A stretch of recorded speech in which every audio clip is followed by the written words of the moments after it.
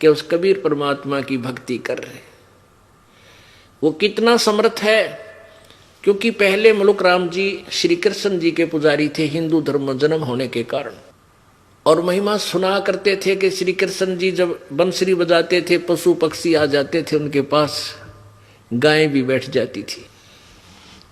तब मलुकदास जी ने एक दो प्रश्न किया था प्रभु जी से कि ऐसे ऐसे सुना है जी, कृष्ण भगवान जब बंसुरी बजाते थे वहाँ गौएं आ जाती थी, बैठ जाती थी, उनकी प्यार से सुनते थे। क्योंकि हम बहुत दिनों तक उस पुराने रंग में रंगे रह जाते हैं, थोड़ी बहुत श्रद्धा उनमें रह जाती है हमारी। उसको समाप्त करने के लिए प्रभु अपनी प्यारी आत्मा को अपने शरण में लेने के लिए क्या क्या लीला करता है।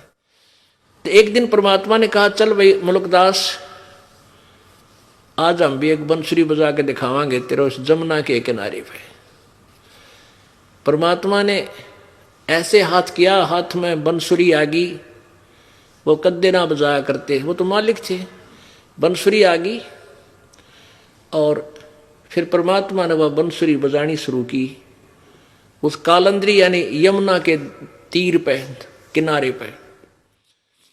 कहते हैं ऊपर से आसमान में देवता लोग भी नीचे को आगे अपने वाहन लेकर के आसपास छा गए, और मुलुकदास चारों तरफ देख रहा है। पशु पक्षी भी आसपास आकर के बड़े शांतपूर्वक बैठ गए, और दरिया का जल भी कति स्टेबल हो गया, डट गया, रुक गया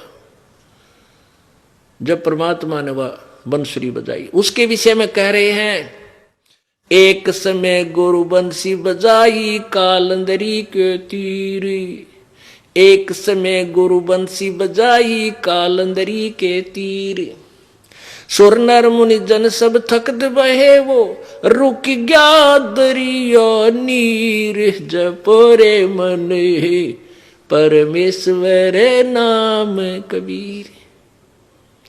अब तुलनात्मक बताते हैं, तुम श्री कृष्ण जी की महिमा गाते हो, अब कबीर जी की सुन लो। उन्होंने भी ये लीला करके दिखाई, उसमें ऐसा कमाल कर दिया। जैसे दादू साहब जी कहते हैं, और संत सब कूप हैं कहते जरीता नीर, और दादू अगम अपार है यो दरिया सत कबीर। तो वो समर्थता मुलुकदास जी भी कह रहे हैं कि कृष्ण जी ने भी बजाई थी, होगी बंसुरी बजाई थी, ये 100-200 गायें भी इकट्ठी हो जाया करती है। और एक दिन परमात्मा सतगुरु जी ने, कबीर जी ने बजाई थी, राय गुरु जी ने। दरिया का पानी भी रुक गया, ये जल भी वहीं रुक गया, नो का नो खड़ा हो गया, और देवता सारे आगे तेरे कृष्ण ते भी ऊपर देख रहे थे। उस बंसुरी की इतनी प्यारी आवाज थी।